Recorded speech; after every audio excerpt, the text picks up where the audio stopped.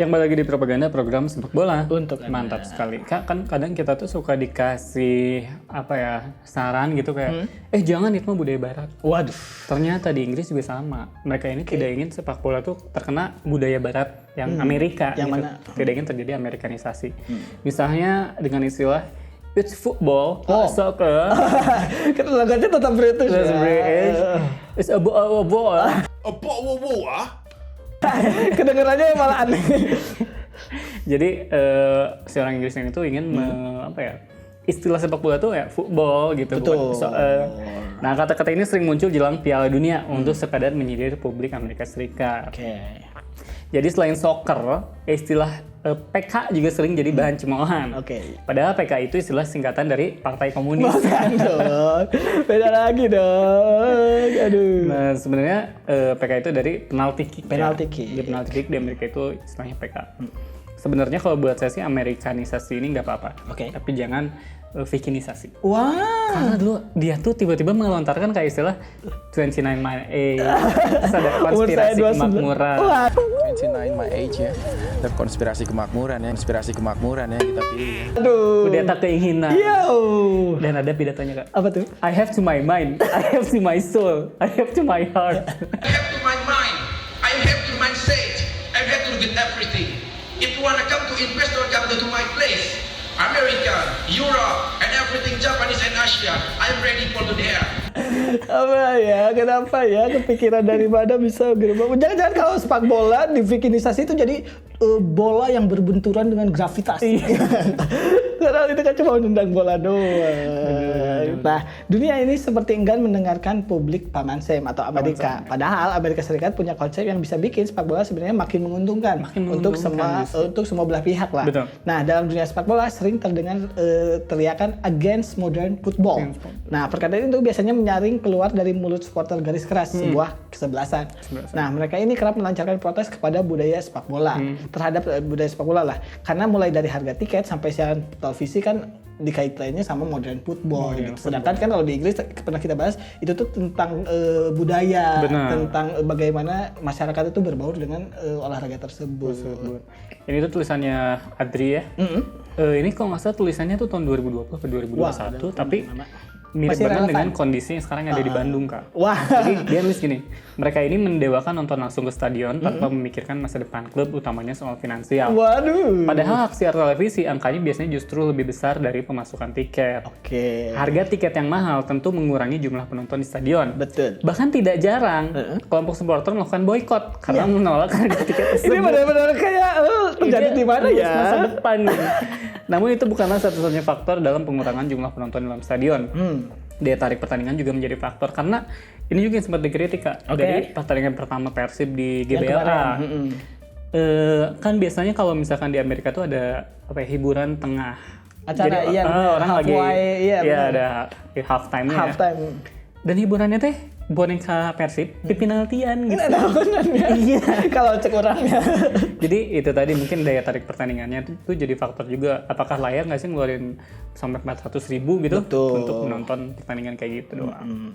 Nah, awal musim 2018-2019, Real Madrid ini disebut mencatatkan rekor penonton terendah dalam 10 tahun terakhir setelah Cristiano Ronaldo hengkang ke Juventus. Ada faktor itu. Betul, ternyata. ada pemainnya juga ya. Nah, sebaliknya laga pembuka Juventus di Serie A mengalami peningkatan 68% dari 2017-2018 berkat kehadiran CR7. Ini berarti ada pengaruh sama bahasan kita soal Juventus Stadium tadi ya? Betul. Nah, bahkan bukan hanya Juventus yang merasakan hal ini. Waktu itu Glasgow Rangers berhasil menjual 30.000 tiket pertandingan saat memperkenalkan Steven Gerrard di Ibrox Stadium. Nah, jumlah tersebut bertambah 10.000 saat Gerrard melakoni debutnya melawan kesebelasan divisi 5 Inggris yang namanya Bury dalam pertandingan pramusim. Jadi ada sosok yang menentukan juga penjualan tiket. Penjualan tiket kayak tadi ada Ronaldo dan juga Steven Gerrard ya.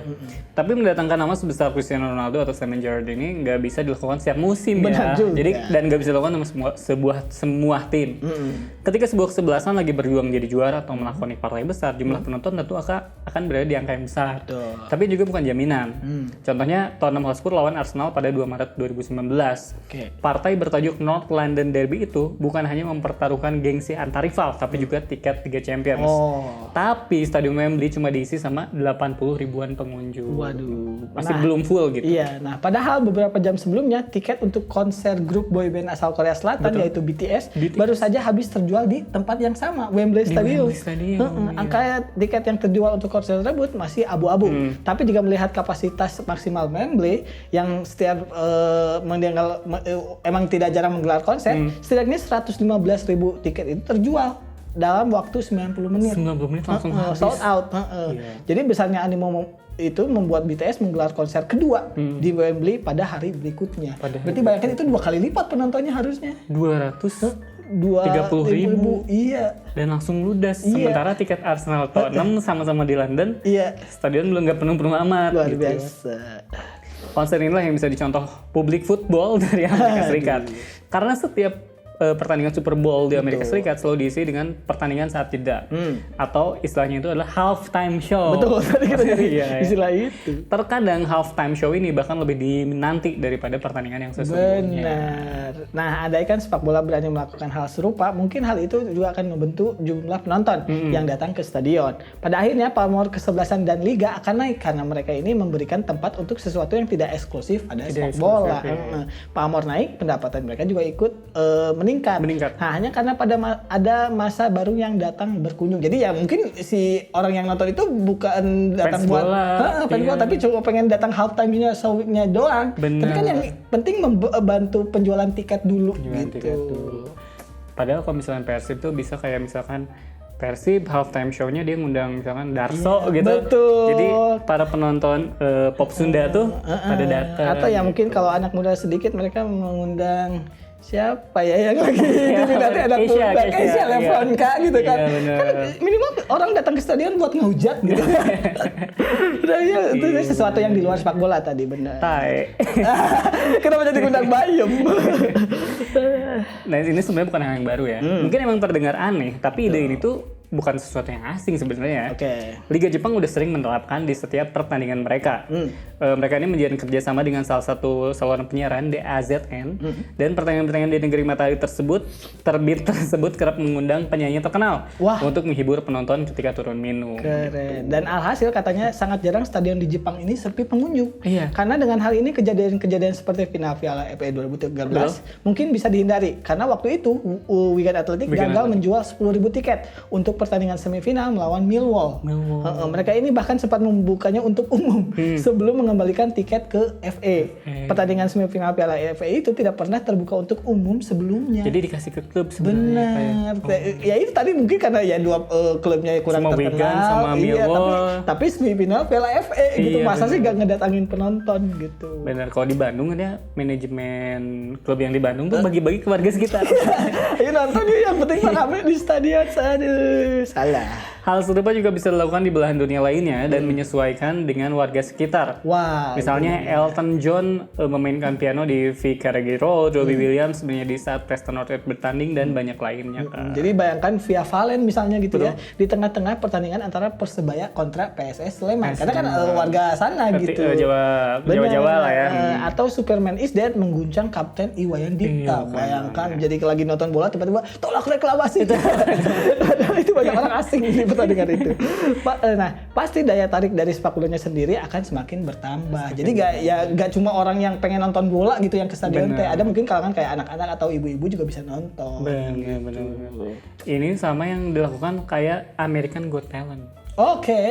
Yang kemarin itu kan ada Cakra Khan. Oh benar, terbaru ada Cakra Khan. Terus sebelumnya ada Putri Aryani yang You Break. Bukan yang itu. You break my heart, break my heart.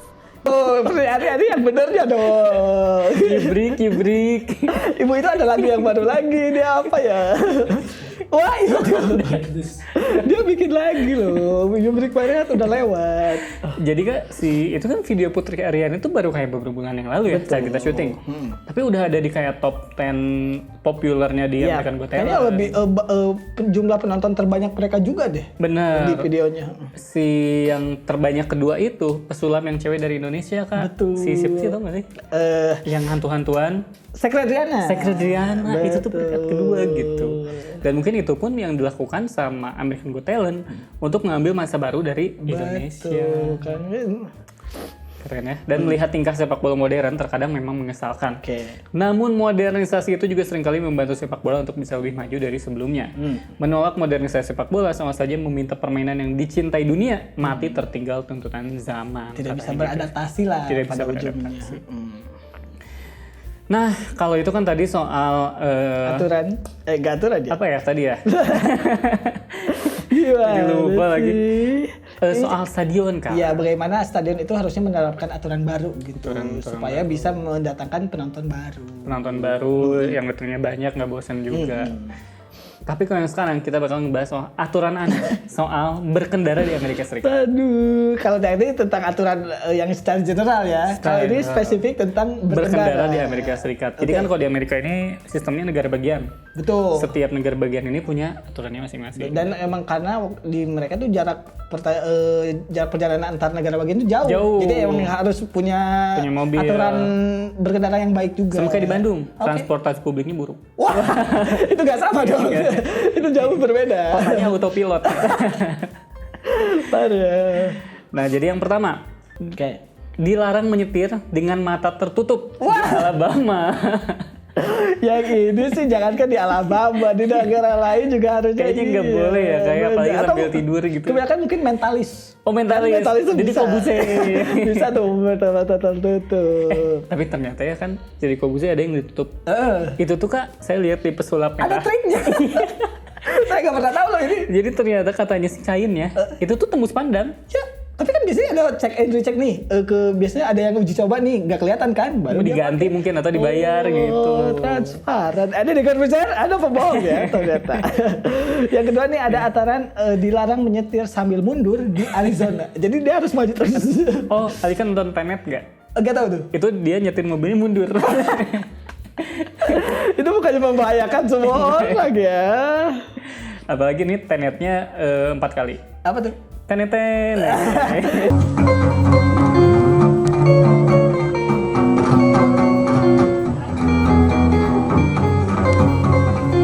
Jadi lagu ini dong, Rocky.